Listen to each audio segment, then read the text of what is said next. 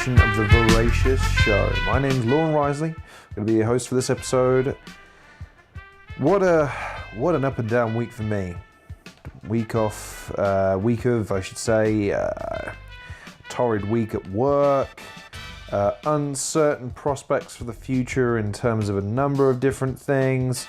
Bike went in to be serviced and hadn't come out yet. Hey, what are you going to do? Sometimes weeks don't pan out the way you want them to, but other times they do, and those are the weeks worth looking forward to.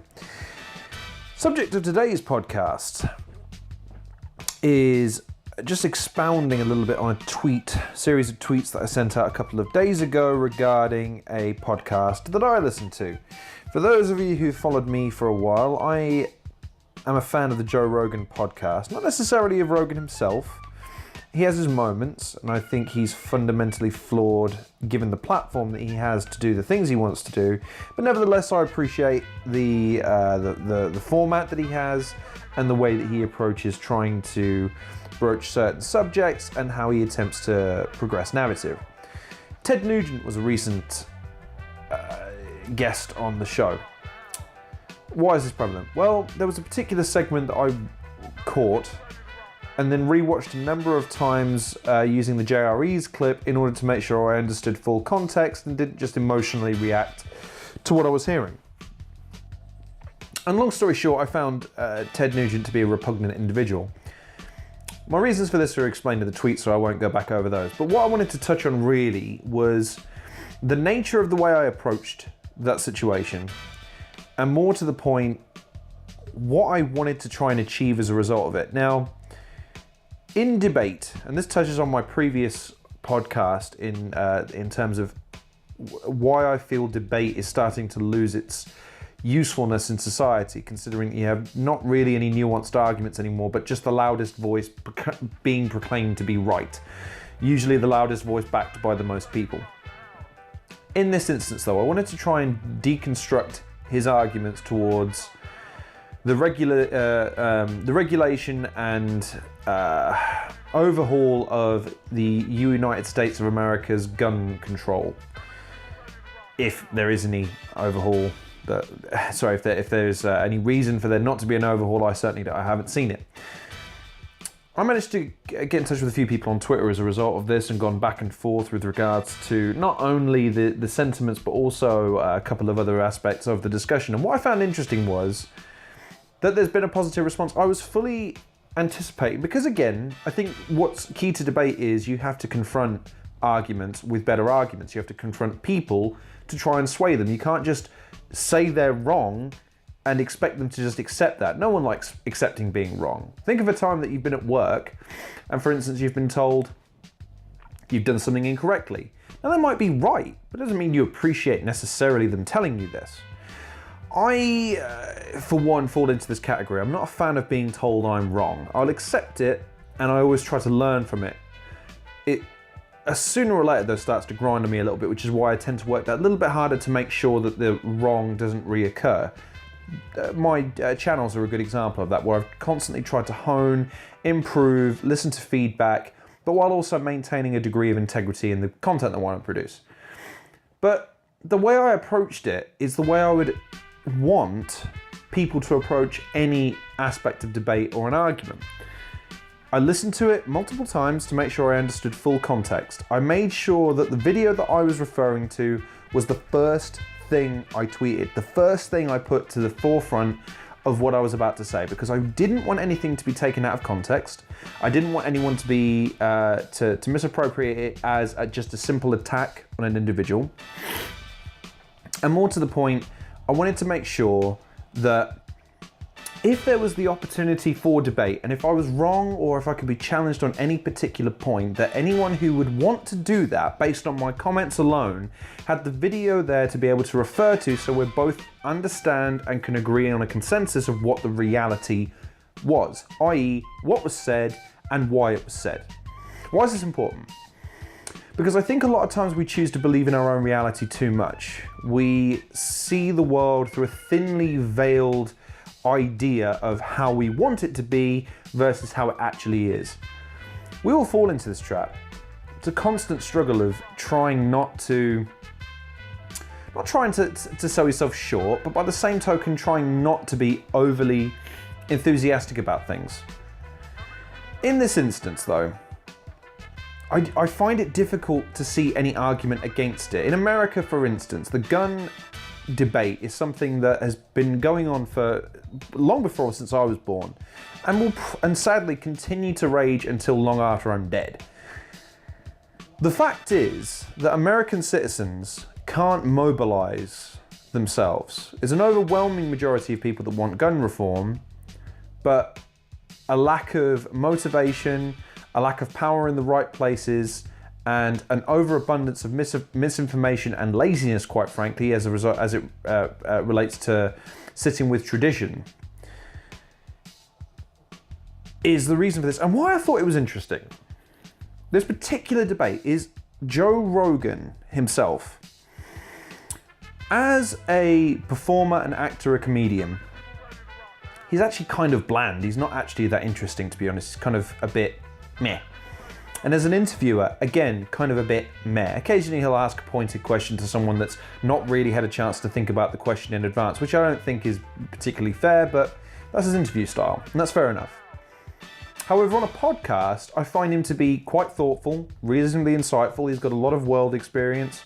He's had time to formulate his ideas and opinions. The problem I have, though, is the juxtaposition between his views on guns and his views on drugs, narcotics to be precise. Yes, I understand that the Americans have the Second Amendment, which allows them to bear arms. I don't know the exact quotation, and it'd be remiss of me to go and read the Constitution of America, considering I've been there once. And even then, I was there mainly for the consumer capitalistic side of America that we've all grown to hate. But me, I loved Sizzler, I loved Ponderosa, I loved Disneyland. I'd go back there for just those things. But just coming back to the point. Joe Rogan is a massive proponent of the legalization of weed, cannabis in America. But an avid hunter and gun owner. I say avid gun owner. I should probably specify. The man has 4 guns. Okay. This comes back. I don't understand why Americans would need multiple guns. In fact, in that same conversation, he forgets how many he had. He goes 4 or 5. Now, with all due respect, for someone that pontificates responsibility for having, a claim on being well informed, not knowing how many guns you have, is a bit, I find just a little bit disconcerting, to say the least. Considering he could probably turn around and list you all the potential benefits of THC. Now, why is this relevant? Because in that particular discussion, which wasn't necessarily a debate, I'll accept that, Joe Rogan wasn't taking an opposing side in that particular discussion. My argument is he should have been. Why?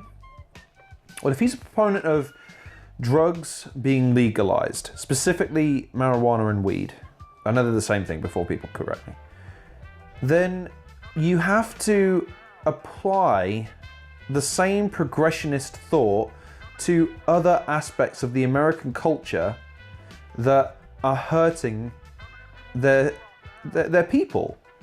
He's also an advocate of clean living in terms of what you eat. He's a big proponent of exercise being something to help with mental health as well as physical long-term benefits. But it seems on that one issue, it's where I lose a little bit of confidence and faith in Joe Rogan, because I really think he should have challenged Ted Nugent on some of the things that he said in that situation. I really genuinely do. There just doesn't seem to be any balance between the weed argument and the idea that, hey, the evidence is overwhelming, it's beneficial, it's good for us, it would be good to tax it and regulate it, and blah, blah, blah, blah, blah. And following that trail of thought towards a naturally anti-establishment ideal of legalization of a drug that's been banned and people have been incarcerated for years and years. Versus the idea that there's not a need for much stricter, I should say, regulation for guns. I'm going to dip a little bit into the debate here. This is my personal view, and this is based on, again, a very narrow worldview, I will concede that. And it's also based on a very wide exposure to various people of different walks of life. Why? Because I've worked a number of different jobs in the consumer sector.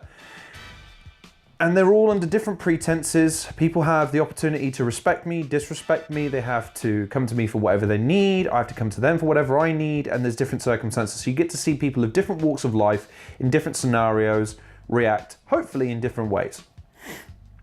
My experience is that it doesn't matter how old someone is or how much experience they are, naturally, if they are misinformed, they will make the wrong decision. And if they've been raised to a certain degree to follow a path of thinking, they will always follow this path of thinking. What do I mean by that? Racism, sexism, misogyny, and bullying. These are all things I encounter every single day, and from people who I would expect more of, and from people who, if put in a public format like this, if I was to confront them with the things they said and the things they did, I guarantee they'd change their fucking tone. Why? Because it's the behind closed doors argument. As sad as it sounds, and this is something that I never thought I'd say, the Donald Trump excuse from the supposed Pussygate, where he said, he was on the bus and he was on the live microphone. We don't need to go into that again. We all know what was said there. His excuse: this was just locker room talk. The sad thing is, he's probably right. What do I mean by that? Well, was it acceptable to say? No. Was it tremendously hurtful? Yeah. Was it in bad taste? Was it sexist? Was it pervasive? Was it even illegal, what he was suggesting? Yeah, probably. But is it something that is unique only to him? Nope. I will sit here and attest to the fact that there are some conversations I've been privy to that I really wish I hadn't have been. And all you can do is sit there and stare at them sometimes and go, it's not funny, it's not clever, not making me laugh. Sooner or later they get it and they start excluding you from those conversations. Why do I do that rather than confront them? It's very simple. I did once upon a time. And what I found was, overwhelmingly, if someone's shown to be wrong on something, more often than not, they will still cling to the ideals and the same thought processes that brought them to that point, irrespective of the proof I present or the narrative that I push. Coming back to the point, this debate, if you want to call it that, between Ted Nugent and Joe Rogan was offensive to me. And I put it that strongly because Nugent, in the same vein of conversation, goes from saying, if people challenge me on this, on the things that I've read up on, I've got to be honest, I am here, I forget what the word is, but I'm taking his words and I'm rearranging to a certain extent, so I apologise profusely if I'm misappropriating now. I tried not to on my tweets, but effectively, if they come after me, or if you come after me with a weak argument, I will fucking destroy you. I will eat you and your family, tree, and shit out sawdust. But then, at the end of the second exchange, I believe, once he'd left to go to the toilet or something along those lines, came back, sat down and said, do you know, I've been living for a long time and I don't understand why people have so much hate and why they want to hurt each other. So in the same vein, he takes such an aggressive stance on people that he disagrees with, and yet he doesn't understand why people who would be driven to such extremes would do the things they do. I don't want to understand why someone would want to shoot up a school. I don't want to understand why someone would take a gun into a newspaper or a bureau and start shooting up the place. I don't want to ever understand that. Why? Because by understanding that means I might be open to the possibility that those actions were somehow justified in some weird ass logic. And I never want to do that, ever. It's not something I'm prepared to do. And I don't think it's anyone apart from highly trained regulatory authorities and the police and the prosecutors should be thinking about doing. It's the same reason why I don't think you should be glorifying people on the internet and via news outlets by posting the guy's picture everywhere and giving his whole backstory. Why? That information really isn't relevant to us. The only information in that debate that's relevant is why. Why did he do that? It's not important as to reaching the conclusion of where did he get this and why did he do that? No, why did he do it? Because we need to understand why he did it so that we can trace those steps backwards and try and apply that logic to anyone who might be considering doing that act. If you want to get around gun reform, that's got to be one of your first options in terms of tackling that issue. But short of psychologically profiling everyone in America and then going backwards from that, gun reform is your only way forward. You have to start considering the possibility of licensing, of waiting periods, of limitations. It's the look, okay, we're starting to get off topic, I appreciate, but I feel this is a pertinent argument to make. When I get a driving license, I'm not allowed to drive any fucking car. You have to take further testing, and even when you're allowed to drive a car, you have to be tested to a certain point. You have a theory, you have a practical, and on both occasions you can fail at any one point, at which point you usually have to start the process to some degree again. Maybe not from the beginning, but you'll have to take a few steps backwards to master the craft to make sure that when you pass your test, you're not a threat to society. Why is that not the case with guns? This idea that we have to protect ourselves, and the narrative that was spun in this podcast infuriates me. Why? Because there's 300 million guns now. So the answer is, we need to arm everybody else so that we can protect ourselves from the people that already have guns. What? Okay, let's apply that logic to something like cigarette smoking. Cigarette smoking, 1950s, most of the population smoke because it's a naturally accepted social norm. Fast forward to 2018 and the levels have dropped significantly. Now, cigarette companies would sit there and have you say there's no proof of this, there's no health risks, and even if you did, this, that, the other. And we've put additives in to make sure that people are addicted for years anyway, so we've kind of got you there. Same as the weapons manufacturers, we've got you in a loop now. There's guns already out there, so what are you going to do? Disarm yourselves? Then what are you going to do? You need more guns, that's what you need. They've created a demand. I'm not saying I'm not saying it's easy, but the fact is, there has to be a line in the sand drawn somewhere if you really do care about protecting the lives of children who are just going to school. And it's sad to bring up that as the answer, but the attacks on news outlets, that's politically motivated. I don't think there's any doubt about that, or at least there's a personal vendetta.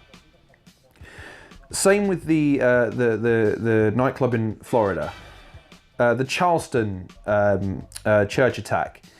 These are all motivated to a certain degree by semantics that are formed by adults over a period of time for sometimes personal reasons.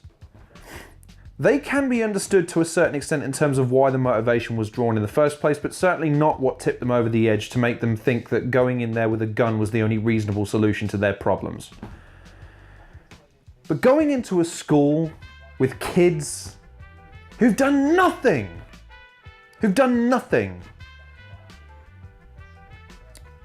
and yet you're faced with this imbecile, this fucking moron who sits there and tells me that there's no point in having the debate. It's akin to banning water if you want to stop people from drowning. Is the most pathetic and feeble thing I think I've ever heard someone say on that podcast. And that's where I drew the line. I said, you know what? That might possibly be the last time I listen to the Joe Rogan podcast. I might have to subscribe as a form of, look, if you're going to allow that on your show without at least looking into the depths of your conscience and saying that perhaps his argument that we shouldn't have the debate in the first place because it's useless to fight against it. They've already won. You can't beat them, join them. I carry a gun everywhere. It's frankly deflating because we live in supposedly enlightened times. And yet you're confronted with this person who clearly is staunch in his views, so much so that within a moment of being told that while they were on the air, another gunman had walked into a newspaper bureau and killed 5 people, his initial response was, "Oh, another one?" as if to say he wasn't surprised that there would be another shooting, and then immediately followed that up with, but I bet it was in a gun-free state.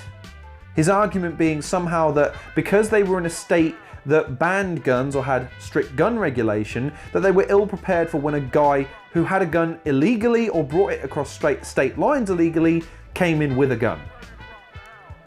Surely the expectation is if you ban guns that no one walks around with a gun in the first place except for people who are trained and licensed to do so. Not just anyone who fancies buying a gun to protect themselves against the foe attacker who may or may not invade their home at one point.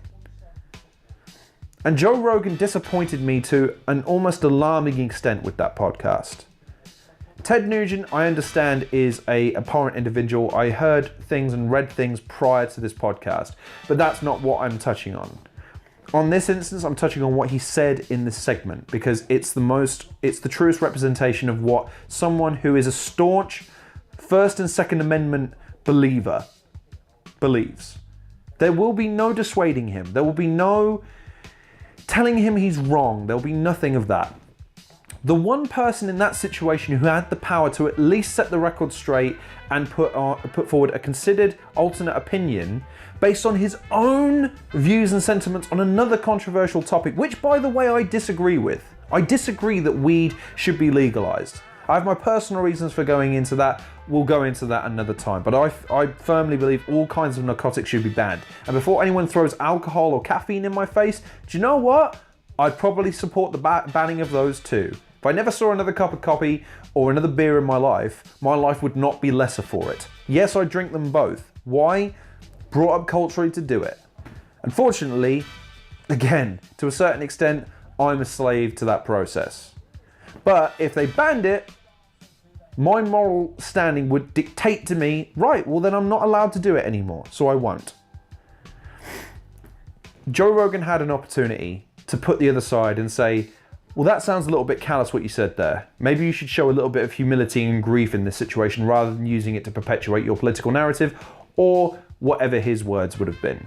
He instead chose not to do that and put forward a very limp-wristed argument to the effect of, well, do you really think that?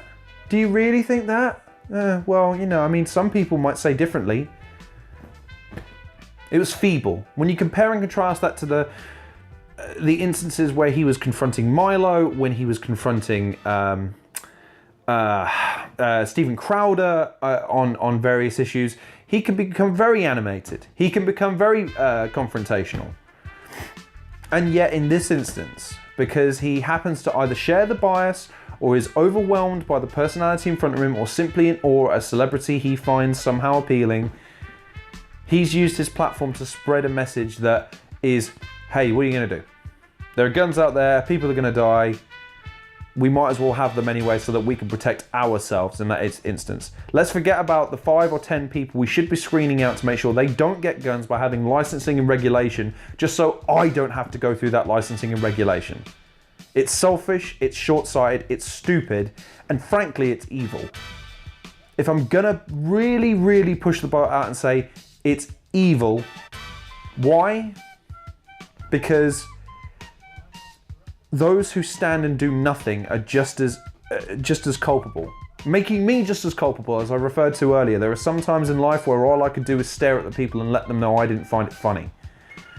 That wasn't enough. I'm not excusing that behavior. But I'm saying that in that situation, his platform, he had the opportunity to do that. And it really disappointed me. It really, really did. The weed argument and the discussions there, I can almost forgive because I understand he comes from it from the perspective of his own personal experience being that it can have some medicinal value. And he feels the wrongful persecution of people for being arrested for those drugs is bad. I understand that. I completely understand that. But the gun argument, it saddens me because the loss of life is never going to be acceptable. No amount of, well, I need to feel safe will ever excuse the idea of someone being able to buy a gun and walk into a fucking school Who thinks that's acceptable? Who thinks that is even remotely a world we want to live in? But that's what this podcast made me think about. This podcast got me thinking about all these different counter arguments and the debate I might have as a result of me posting these things. It's been overwhelmingly positive so far. I'm almost waiting for some kind of backlash or some kind of retort that tells me I'm wrong, because then we'll start to get to the meat and bones of the issue. Until then though, this has been a increasingly heated episode of the Veracious Show. I hope you've managed to stick with me. I hope I didn't lose you too much throughout the course of the show. I hope I wasn't too aggressive. I hope I tried to present my arguments in a considered way without getting too emotional, albeit I realised probably towards the end and middle I did. Not the way to necessarily go about it, but there are times when you need to express your anger and grief at situations, and this time I was both angry at Ted Nugent and suffering from a degree of grief because Joe Rogan is someone who, up until very recently, I respect to a degree. In terms of being a content creator, in terms of forging an unlikely career.